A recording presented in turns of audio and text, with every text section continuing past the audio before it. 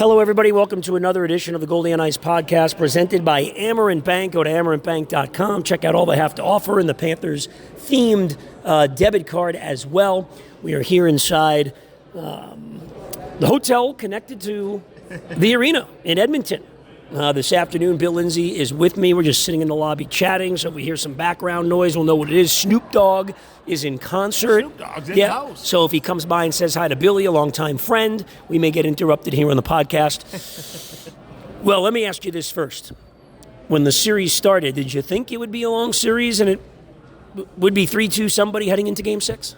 Best teams on both sides. You expected there would be a battle, and it didn't kind of turn out how it maybe would expected to. Panthers being up 3-0. Oilers battled back. It just played out. Expected. Connor McDavid. For me personally, I thought there was going to be at least one or two games that McDavid and Draisaitl, one or the other, was going to be able to take over, maybe win single-handedly. We've seen that the last couple of games. Now you're in a series, 3-2, going game number 6 in Edmonton on the road. You get another chance to clinch the Stanley Cup. Look at the positive. Why should Panther fans be optimistic going into game number 6?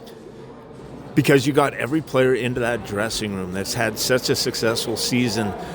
A couple of losses aren't going to get you down. Mm-hmm. You have been dreaming for this moment since you're 5 years old. If they told you you're going to have some chances to win the Stanley Cup, they would have signed up for a second. You're going back into that locker room, you're saying, how can I prepare myself? How can I come out and play my best absolute game? And when we've seen the Panthers in the second half of game number 5, what it looks like when they're kind of clicking and when they're humming. They have to play that way. It has to be 60 minutes. It has to start from the drop of the puck. The first goal is going to be important, but there's belief in that dressing room from last year. So once you have the belief as a team, it's going to take a lot to knock you down. Same thing on the Edmonton side. Even being down 3-0, they got here for a reason. It's because everyone's been pulling on the rope in the same direction. That's why this battle is so tough between these two teams and what to expect. But I firmly believe the leadership in that room, the calmness, the coach at Paul Maurice, that there's going to be confidence instilled knowing that they still maybe haven't even played their best game yet in this series. That being said, long part of that, the power play does have to find a way to not, if you're not scoring goals, to at least create scoring chances. Right, and not give up shorties. 1 power play goal in the series, 2 allowed. Everybody's called that unacceptable. We know that. But it's interesting. The Panthers really did look like themselves. Unfortunately, they were already down 4-1 and just couldn't get the equalizer. Matthew Tkachuk seemed to take it to another level in that game number 5. Is their momentum game the game? Does McDavid have some momentum now? Does Tkachuk have some momentum? Or when the puck drops Friday night for a game 6, it's another go-home situation for Edmonton, another win the cup situation for the Panthers. Does anything that's happened so far really matter? I was asked that the question the other day on SiriusXM, and I said no. So that I'm asking decent questions yes, since you asked are. them. But no, momentum doesn't carry over. What carries over is your confidence as a team and belief in the locker room.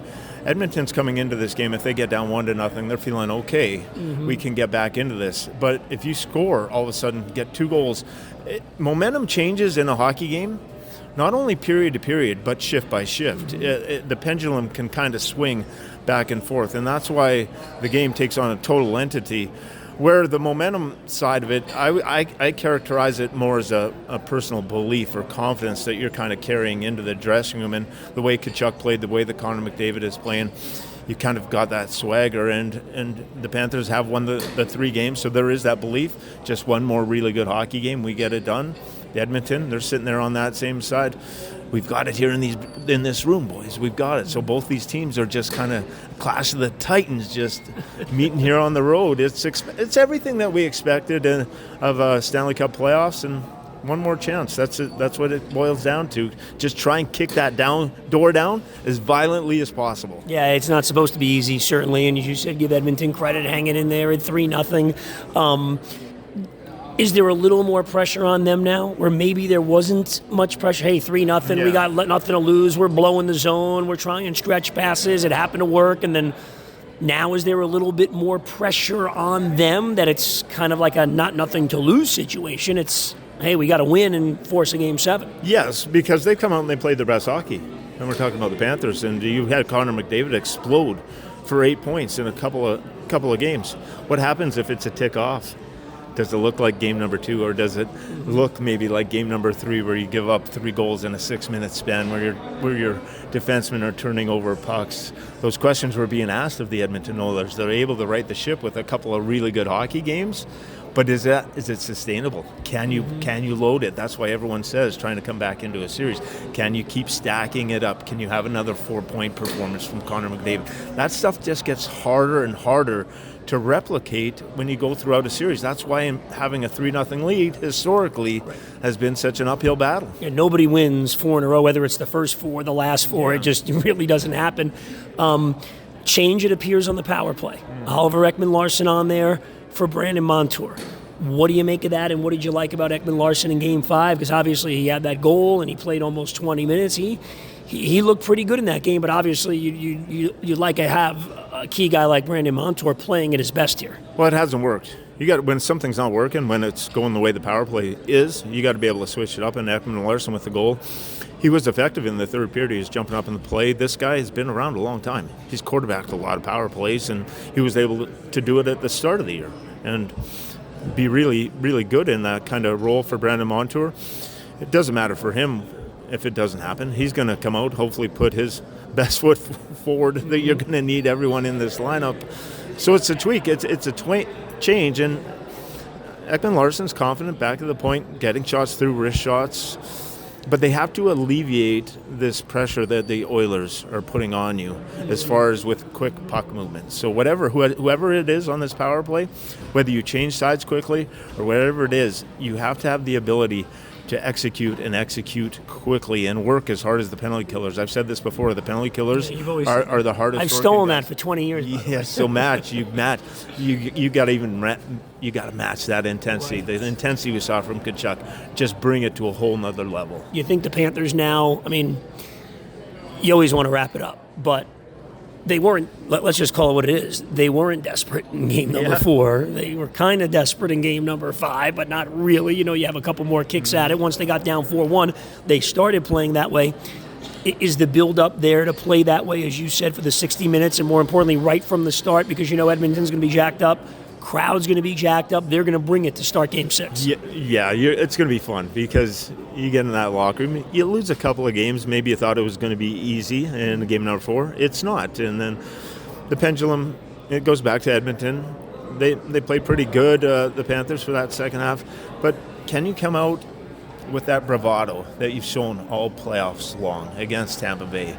You've been able to really close out and finish series, and I see no reason not that this team can't go about their business. They are so workmanlike in their approach, and there's such a bond in that dressing room. Nothing's going to really deter them or get them down. It's what happens.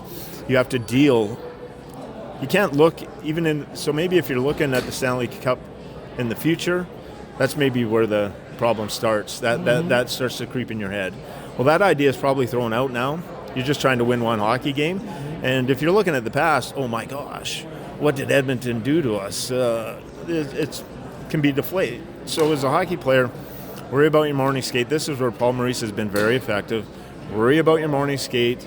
Go from there. Worry about your first shift and just build and 6 inches at a time. Building blocks throughout the course of a game. And hopefully when you build it up, at the end, you have a dynamic performance and a Stanley Cup trophy to hoist over your head.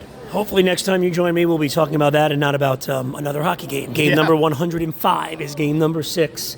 Panthers another chance to win. And Billy, as always, thanks, brother. Thanks, Goldie. Hey, Bill Lindsay joining us here on the Goldie on Ice podcast, presented by Amerant Bank. We'll talk to you soon, everybody.